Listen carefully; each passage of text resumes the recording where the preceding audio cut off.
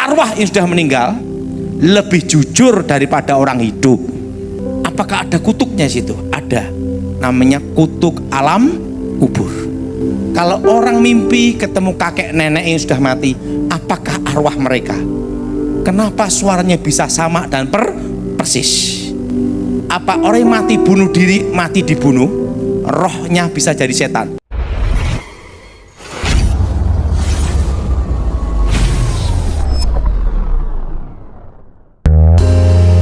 Welcome to khotbah populer. Yesus yang populer harus dikhotbahkan. Pada kesempatan ini kita akan mendengarkan khotbah hambanya Evangelis Daud Tony. Mari persiapkan hati dan pikiran kita agar apa yang disampaikan oleh beliau dapat membuat iman kita bertumbuh dan kita semakin berani berhadapan dengan iblis dan pengikut-pengikutnya, sehingga nama Tuhan Yesus dipermuliakan. Selamat mendengarkan. Shalom. Hari ini kita bahas tentang orang mati. Tentang apa, saudara? Ngomong sama sebelahnya, kamu masih hidup? Saya senang sekali dikasih ini karena menyadari saya pendek supaya lebih tinggi. Mari kita buka Alkitab kita saat ini di dalam Injil Lukas pasal 16 ayat 19 sampai dengan ke-31. Nah, Injil Lukas pasal 16 ayat 19 sampai dengan 31. Saudara yang genap, saya yang ganjil. Ada seorang kaya yang selalu berpakaian jubah ungu dan kain halus, dan setiap hari ia bersukaria dalam kemewahan.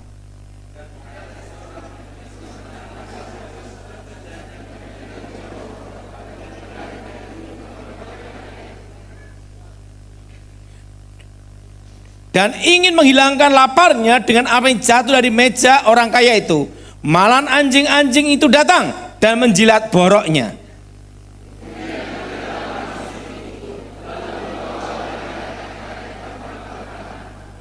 Orang kaya itu juga mati lalu dikubur. Dan sementara ia menderita sengsara di alam maut, ia memandang ke atas. Dari jauh dilihatnya Abraham dan Lazarus duduk di pangkuannya.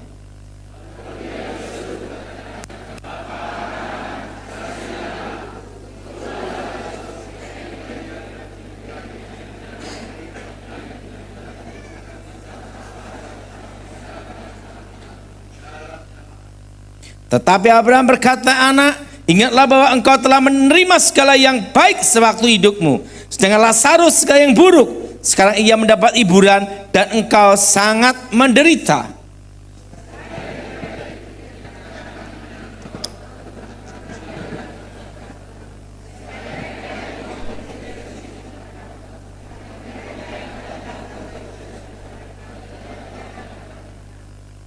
Kata orang itu, kalau demikian aku minta kepadamu Bapa, supaya engkau menyuruh dia ke rumah ayahku.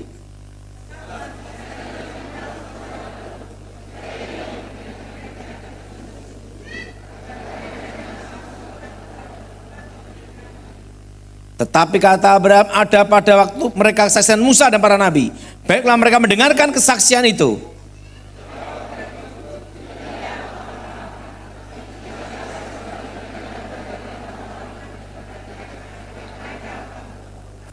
Kata Abraham kepadanya, jika mereka tidak mendengar kesaksian Musa dan para nabi, mereka tidak juga akan mau diyakinkan sekalipun oleh seorang yang bangkit dari antara orang mati.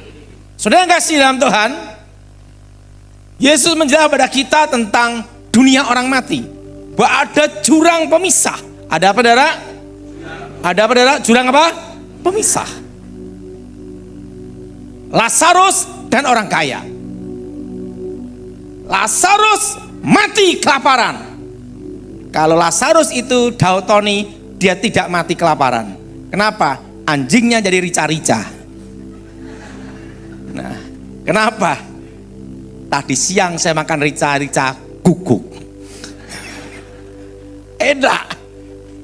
Ya Pak Sofyan, dia nemani saya berdua makan guguk, saudara. Kenapa saya bisa makan semuanya? Ada ceritanya, saudara. Waktu saya latihan survival, saya dilatih sama kakek saya. Kakek saya berkata sama saya itu demikian. Apa yang kamu takuti dalam hidup kamu? Saya berkata sama guru saya, yang paling saya takuti satu, lapar. Betul enggak? Yang setuju lapar angkat tangan. Betul? Betul? Lapar, betul? Langsung dia berkata, apa yang kamu takuti harus kamu kuasai dan kamu kalahkan. Dan jadilah yang ditakuti itu. Di situ saya dilatih cara menggunakan pisau, cara bertarung. Nah setelah itu dia ngomong sama saya, mari kamu akan saya ajar untuk menghadapi yang kamu takuti. Dia kasih saya sebuah pisau, satu botol air. Setelah itu dikasih yang namanya itu korek api. Setelah itu dekat sungai, di hutan, ditinggal. Ditinggal 1 bulan. Korek api, pisau, 1 botol air. Makanya saya itu pernah makan kodok, tikus, kucing, kadal, ulet, tak makan semua. Kenapa? Untuk bertahan apa? Hidup. Tikus saya sering makan. Dan setelah itu apa yang terjadi? Sebulan kemudian kakek saya nemuin saya lagi. Saya udah compang-camping semua gitu. Dia ngomong sama saya gini, kamu masih hidup? Masih. Dia ngomong gini, ingat, kalau hari ini aku bicara padamu, mungkin kau berkata, aku manusia paling jahat di muka bumi. Tapi setelah aku mati, kamu akan berterima kasih pada saya bahwa aku menciptakan manusia yang terkuat dalam hidup kamu. Setelah itu dia ngomong sama saya, tahu pelajaran hari ini akan mempengaruhi menentukan kamu di masa depan. Ingat, kamu bertahan makan apa? Tikus. Jadi kalau kamu di hutan bisa hidup, apalagi di kota. Selama ada tikus, kamu bisa hidup.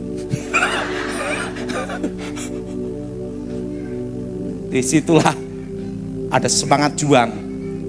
Dan guru saya berkata, dari sinilah titik awal kamu menjadi seorang laki-laki. Nah disitulah saya memahami. Makanya sejak saya usia 9 tahun, saya dilatih sampai saya bertobat. Sampai sekarang saya usia saya 50 tahun, saya tidak pernah utang bank. Tidak pernah utang perorangan atau bank. Sama sekali dari lahir sampai sekarang. Boleh cek bank seluruh dunia tentang saya, pasti bersih. Kenapa? Karena apapun terjadi saya bertahan. Selama ada tikus, aku masih hidup. Itu motonya. Nah, dikatakan di Alkitab, dikatakan Lazarus mati, dibawa ke satu tempat, yaitu pangkuan Abraham. Apa saudara? Pangkuan apa? Abraham. Sudah orang kaya itu mati, dibawa ke satu tempat, dunia orang mati. Dan di situ sangat menderita dan terpisah di antara orang hidup. Ada jurang yang tidak terseberangi. Dan di situ merasakan benar-benar namanya kesakitan. Ingat, kalau kita mati dalam Tuhan, detik itu juga kita ada di Firdaus untuk menunggu hari pembagian mahkota memerintah bersama Tuhan. Amin. Dan yang tidak dalam Tuhan itu ada di dunia orang mati, dunia bawah, untuk menunggu apa? Hari penghakiman. Nunggu hari penghakiman dulu. Dan terpisah di antara orang hidup. Saat ini setelah Imlek, setelah itu ada hari raya, biasanya orang banyak pergi ke kuburan. Betul? Bahkan ada minta-minta ke kuburan. Misalnya dipoto kakeknya, ini cucunya ini mahasiswa berkata sama kakek, "Kakek, cucu minta pandai ya kek." Gimana ngasih pandai? Wong kakeknya aja SD ndak lulus. Sering hal itu seperti itu. Kenapa orang memanggil arwah? Dan ada orang-orang tertentu, pejabat, gubernur, bupati, banyak pergi ke kuburan-kuburan keramat untuk berdoa. Betul? Untuk apa? Untuk berdoa. Nah, kenapa? Dan apa yang disebut pemanggilan arwah? Kenapa itu terjadi? Alasannya apa? Pertama, dipercaya ada kehidupan setelah kematian. Ada apa, saudara? Ada apa, saudara? Ada kehidupan setelah kematian. Kedua, dipercaya roh orang yang sudah mati itu mengetahui masa lalu dan masa akan datang. Maka disebut namanya roh peramal. Apa, saudara? Roh apa? Roh apa? Dipercaya roh orang yang sudah meninggal tahu masa lalu, masa dan akan datang. Nah, ini kepercayaan latar belakang kenapa orang memanggil arwah, berdoa kepada arwah, meminta kepada arwah. Karena kepercayaan ini. Kedua, dan kepercayaan ini sudah ribuan tahun. Nah, ketiga, dipercaya arwah orang yang sudah meninggal yang dianggap suci atau sakti bisa menjadi pengantara antara Allah dan manusia, antara dewa dan manusia, antara dewa dan apa, dan makanya ada orang-orang kuburan orang keramat, orang sakti, orang suci. Nah, itu berdoa di kuburan itu supaya arwah orang yang sudah meninggal itu menyampaikan doanya kepada Yang Maha Kuasa. Dan kepercayaan itu sampai sekarang masih ada. Betul? Betul? Betul? Dan keempat, dipercaya arwah orang yang sudah meninggal punya kekuatan supranatural. Punya apa, saudara?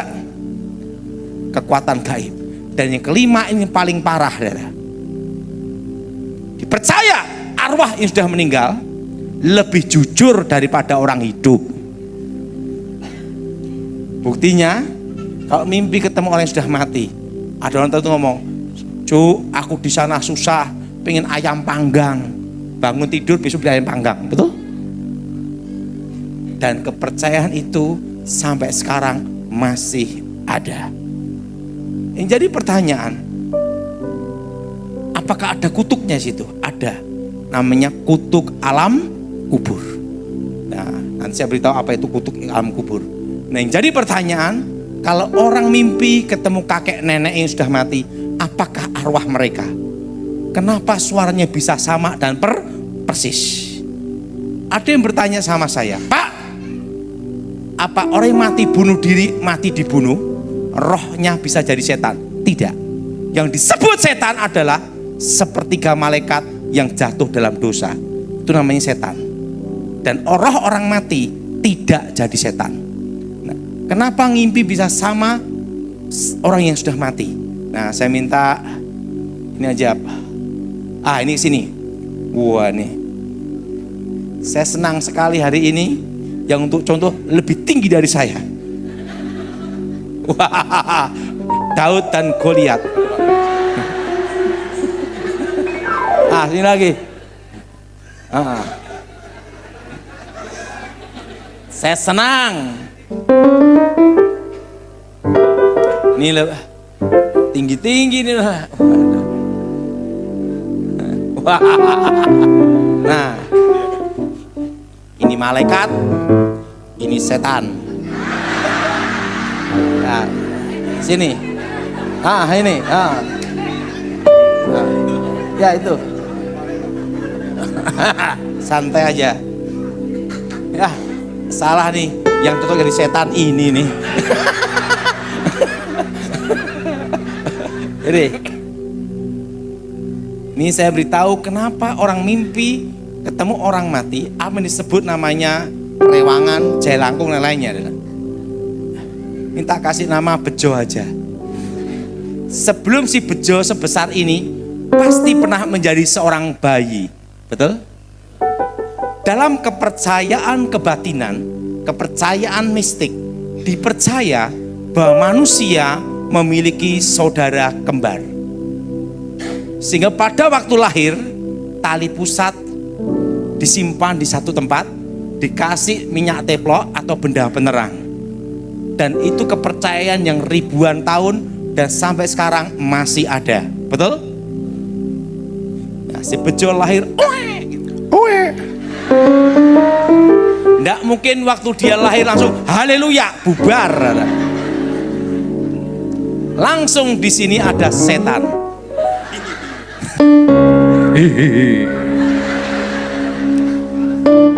Kenapa ada setan?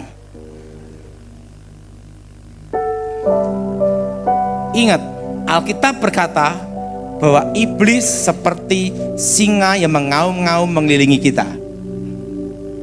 Itu di Alkitab, betul? Ingat, jumlah setan dengan jumlah manusia lebih banyak jumlah setan. Nanti saya beritahu dasarnya. Nah, langsung di sini ada malaikat. Haleluya.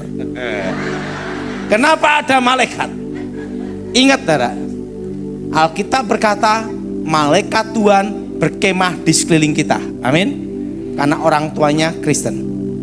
Waktu usia 1 tahun, roh setan ini membentuk sama dengan dia 1 tahun.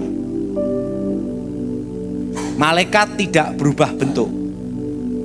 Usia 17 tahun, roh ini membentuk sama dengan dia 17 tahun. Malaikat tidak berubah bentuk. Usia 18 tahun dia murtad menyangkal Tuhan. Malaikat pulang ke surga. Nah, dalam tahap ilmu meraga sukma, ilmu batin, maka disebut akan bertemu dengan dirinya sendiri yang namanya saudara kembar. Bertapa. Waktu dia bertapa, pertama kali yang dia lihat adalah ini.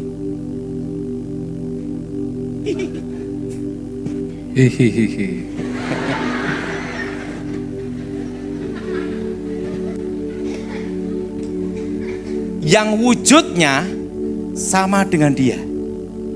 Maka ini disebut melihat dirinya sendiri. Jelas?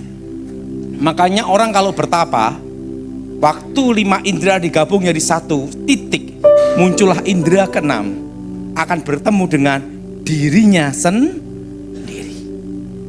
Persis. Bedanya ini telanjang.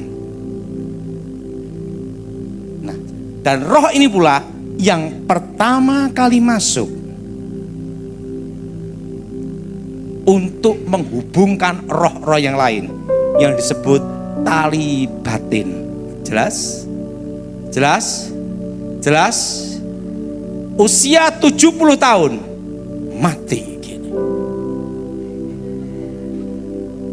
Karena tidak dalam Tuhan, rohnya langsung ke dunia orang mati, dunia bawah, untuk menunggu hari penghakiman. Ingat, saudara? Penghakiman, menunggu hari penghakiman dulu, saudara. Karena belum diadili. Terpisah di antara orang hidup. Dan di sini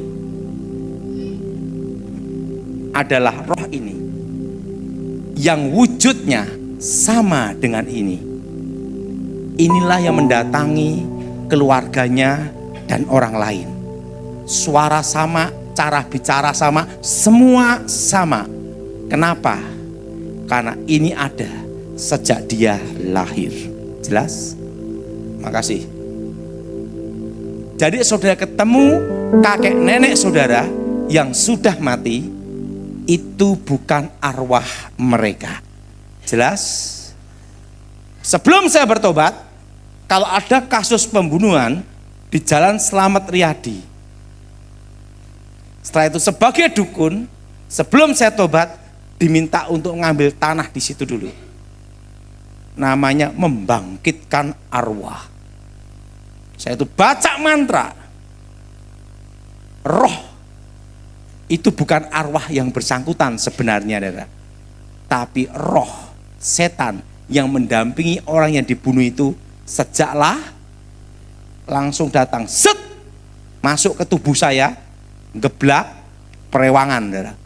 Akan bicara kronologis bagaimana pembunuhan. Dan orang yang minta jasa itu akan terkena kutukan alam kubur, bangkrut seumur hidup. Apa saudara? Dan terkena kutuk sial dan kutuk penyakit. Sudah perhatiin, Indonesia harusnya menjadi negara kaya yang ada di Asia. Tapi kenyataannya banyak miskin. Betul?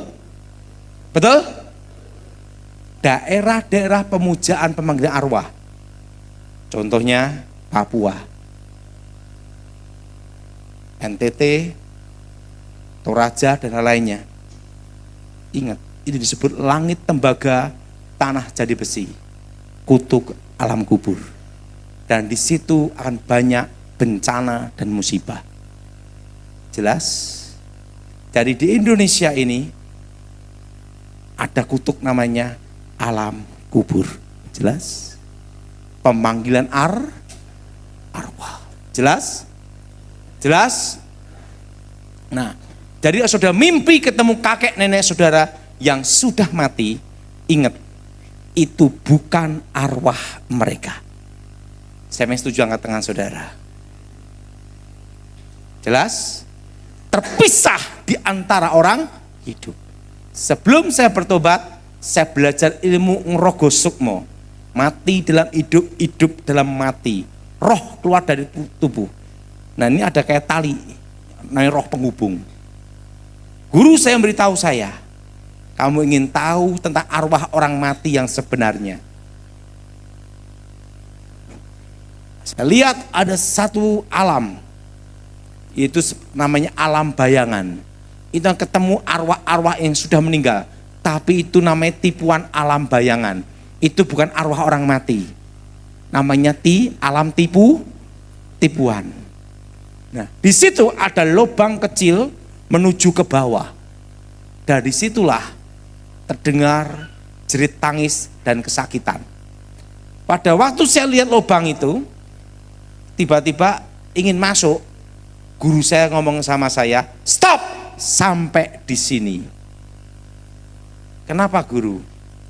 Kalau kamu masuk terowongan alam kematian, kamu tidak bisa kembali ke dunia orang hidup. Ada satu terowongan gitu, gelap gulita, menuju ke bawah. Dan disitulah kertak gigi ratap tangis. Ada yang tanya, Pak Daud sudah masuk enggak? Kalau saya sudah masuk, hari ini tidak khotbah.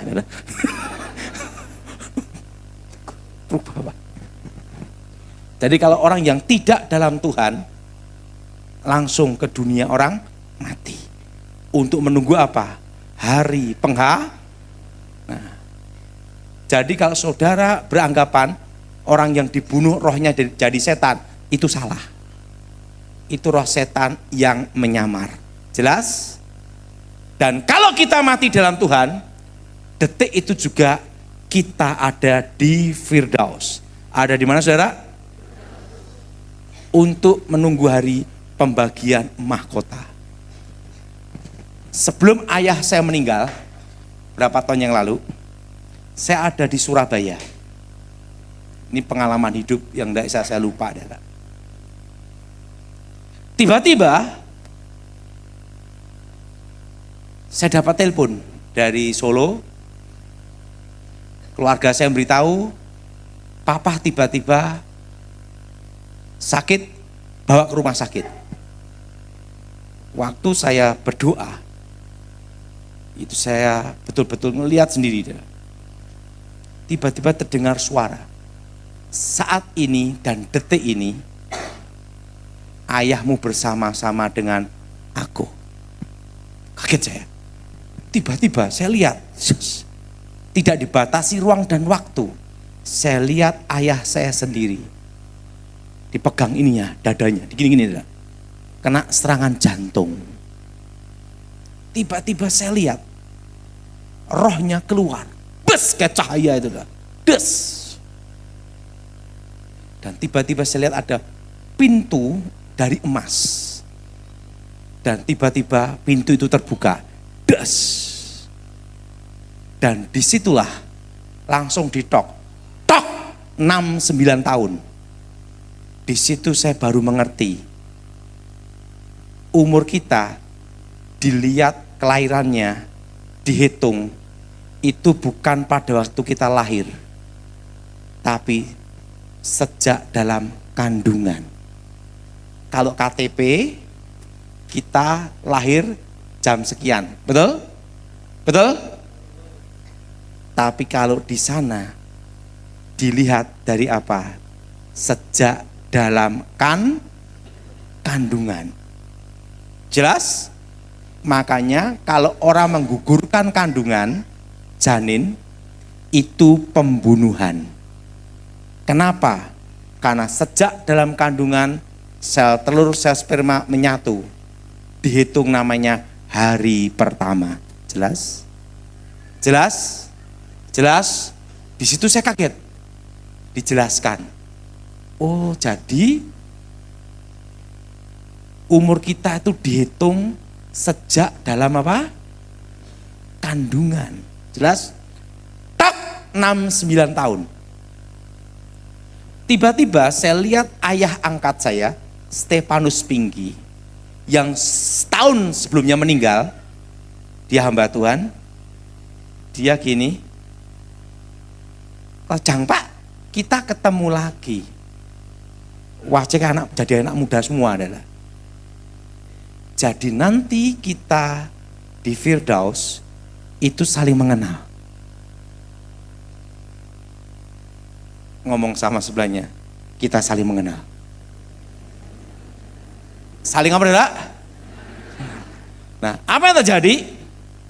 Ayah saya di situ terdengar, saya lihat pujian penyembahan.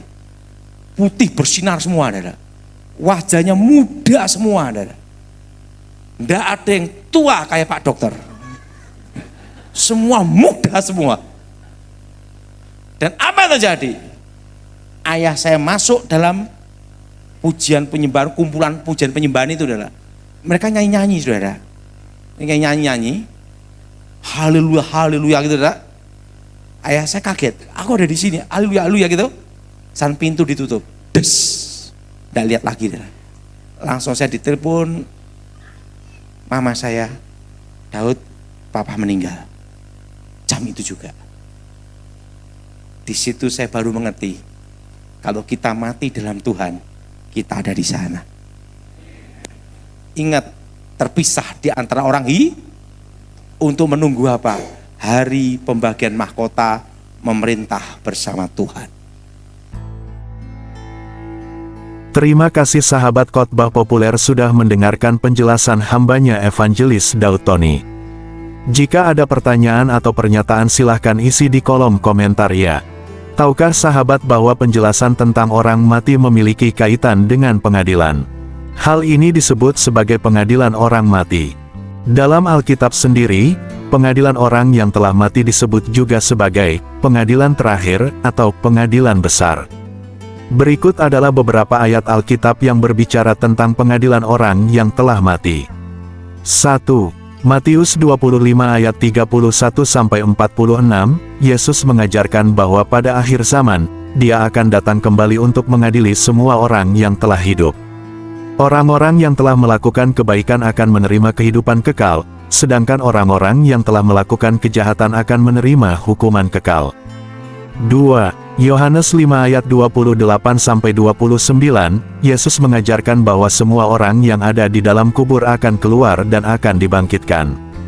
Orang-orang yang telah melakukan kebaikan akan menerima kehidupan kekal, sedangkan orang-orang yang telah melakukan kejahatan akan menerima hukuman kekal. 3. 2 Korintus 5 ayat 10, Rasul Paulus mengajarkan bahwa kita semua akan berdiri di hadapan takhta pengadilan Kristus untuk menerima balasan atas apa yang telah kita lakukan dalam tubuh ini. 4. Matius 25 ayat 31-46, Yesus mengajarkan bahwa kriteria pengadilan adalah berdasarkan pada apa yang telah kita lakukan untuk orang lain, terutama untuk orang-orang yang membutuhkan. 5. Yohanes 3 ayat 16, Yesus mengajarkan bahwa kriteria pengadilan adalah berdasarkan pada apakah kita telah percaya kepadanya atau tidak. 6.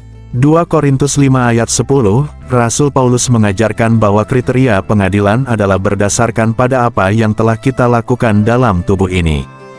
7.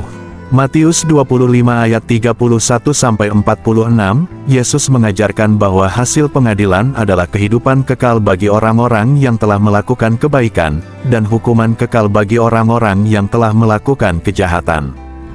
8. Yohanes 5 ayat 28-29, Yesus mengajarkan bahwa hasil pengadilan adalah kehidupan kekal bagi orang-orang yang telah percaya kepadanya, dan hukuman kekal bagi orang-orang yang telah menolaknya. 9. 2 Korintus 5 ayat 10, Rasul Paulus mengajarkan bahwa hasil pengadilan adalah penerimaan balasan atas apa yang telah kita lakukan dalam tubuh ini. Dalam Alkitab, pengadilan orang yang telah mati adalah suatu proses yang adil dan tepat, di mana Allah akan membalas setiap orang berdasarkan pada apa yang telah mereka lakukan dalam hidup ini. Dalam Alkitab, ada beberapa hal yang harus dilakukan oleh orang berdosa untuk dapat masuk ke dalam surga saat meninggalkan dunia ini. Berikut adalah beberapa hal yang harus dilakukan. Pertobatan. 1. Mengakui dosa. Orang berdosa harus mengakui dosa-dosa mereka dan menyadari bahwa mereka telah melanggar hukum Allah. 1 Yohanes 1 ayat 9. 2. Bertobat. Orang berdosa harus bertobat dari dosa-dosa mereka dan berbalik kepada Allah. Matius 3 ayat 2. Lukas 13 ayat 3. 3. Menerima Yesus Kristus. Orang berdosa harus menerima Yesus Kristus sebagai juru selamat dan Tuhan mereka. Yohanes 3 ayat 16, Roma 10 ayat 9-10. Perubahan hidup. 1.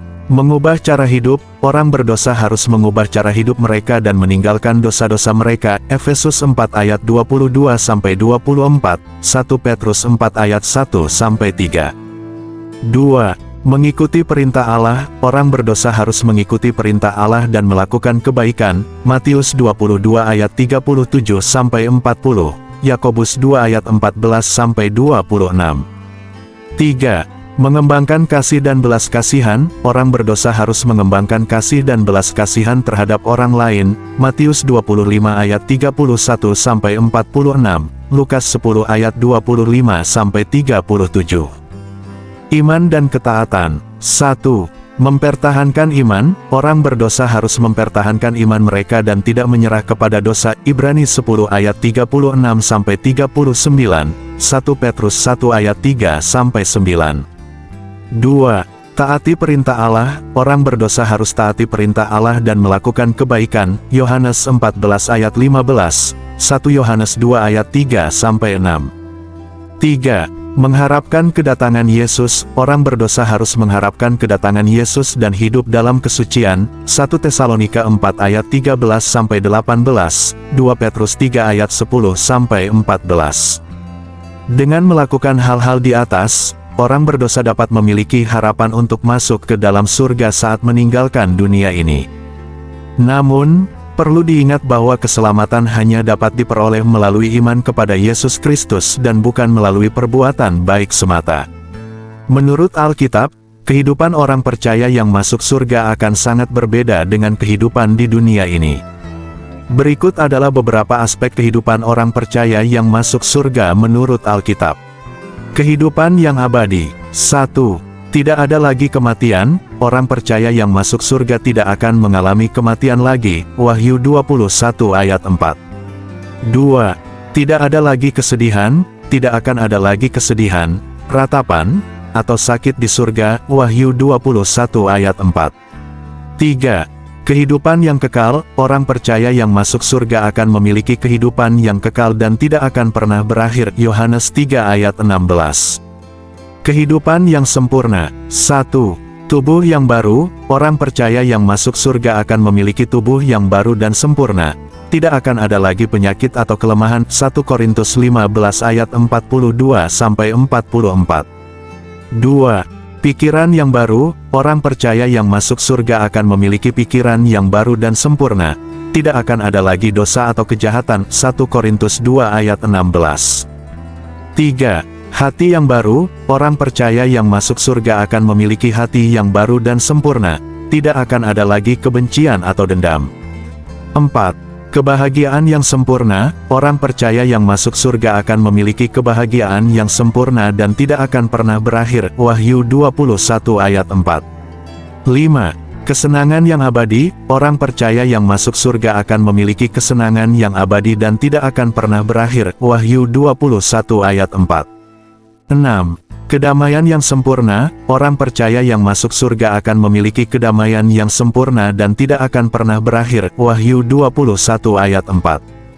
7. Allah akan menjadi Allah mereka, orang percaya yang masuk surga akan memiliki Allah sebagai Allah mereka dan akan hidup dalam kehadirannya yang abadi. Wahyu 21 ayat 3-4.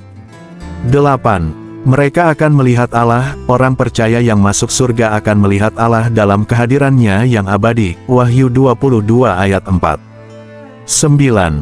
Mereka akan hidup dalam kehadiran Allah, orang percaya yang masuk surga akan hidup dalam kehadiran Allah yang abadi dan tidak akan pernah berakhir. Wahyu 21 ayat 3-4. Dalam Alkitab, kehidupan orang percaya yang masuk surga digambarkan sebagai kehidupan yang abadi, sempurna, bahagia, dan dekat dengan Allah. Kehidupan ini akan menjadi kehidupan yang paling indah dan bahagia yang pernah dialami oleh manusia. Oleh sebab itu sahabat, beritakanlah Injil, agar orang lain pun dapat diselamatkan. Berikut adalah beberapa langkah-langkah untuk memberitakan Injil kepada orang berdosa. Langkah-langkah memberitakan Injil. 1. Berdoa kepada Tuhan untuk meminta kekuatan dan hikmat dalam memberitakan Injil. 2. Persiapkan diri dengan mempelajari Alkitab dan memahami dasar-dasar iman Kristen. 3. Bangun hubungan dengan orang berdosa melalui percakapan dan kegiatan sehari-hari. 4. Tunjukkan kasih dan perhatian kepada mereka, serta dengarkan cerita dan masalah mereka. 5. Beritakan Injil dengan jelas dan sederhana, menggunakan bahasa yang mudah dipahami. 6. Fokus pada pesan dasar Injil, yaitu kasih Allah, dosa manusia, dan penebusan melalui Yesus Kristus. 7. Gunakan contoh dan ilustrasi untuk membantu mereka memahami pesan Injil. 8. Jawab pertanyaan dan keraguan mereka dengan sabar dan bijaksana. 9. Gunakan Alkitab sebagai sumber autoritatif untuk menjawab pertanyaan mereka. 10. Akui bahwa kita tidak memiliki semua jawaban, tetapi kita dapat mencari jawaban bersama-sama. 11. Undang mereka untuk menerima Yesus sebagai Juru Selamat dan Tuhan mereka. 12. Jelaskan bahwa menerima Yesus berarti menerima kasih dan penebusan Allah. 13. Berikan contoh doa untuk menerima Yesus, dan bantu mereka untuk mengucapkan doa tersebut. 14. Bantu mereka untuk memahami dasar-dasar iman Kristen dan untuk tumbuh dalam iman. 15. Ajak mereka untuk mengikuti kegiatan gereja dan untuk terlibat dalam komunitas Kristen. Ingat, berdasarkan apa yang telah sahabat perbuat untuk Tuhan, jerih payahmu tidak akan sia-sia. Ada penghargaan dari Tuhan yang akan kamu terima, yaitu mahkota. Oleh sebab itu mintalah Tuhan untuk memberkati dan menguatkan imanmu agar tetap tangguh dalam mengikut Yesus. Karena di depan kita selalu ada tantangan yang siap jatuhkan kita, bahkan iblis pun tidak akan tinggal diam. Karena dialah otak dari segala kejahatan. Lawan dia dengan perlengkapan senjata Allah dan jangan buka celah. Maka engkau akan memuliakan Tuhan dengan segala aspek kehidupanmu. Tuhan Yesus memberkati.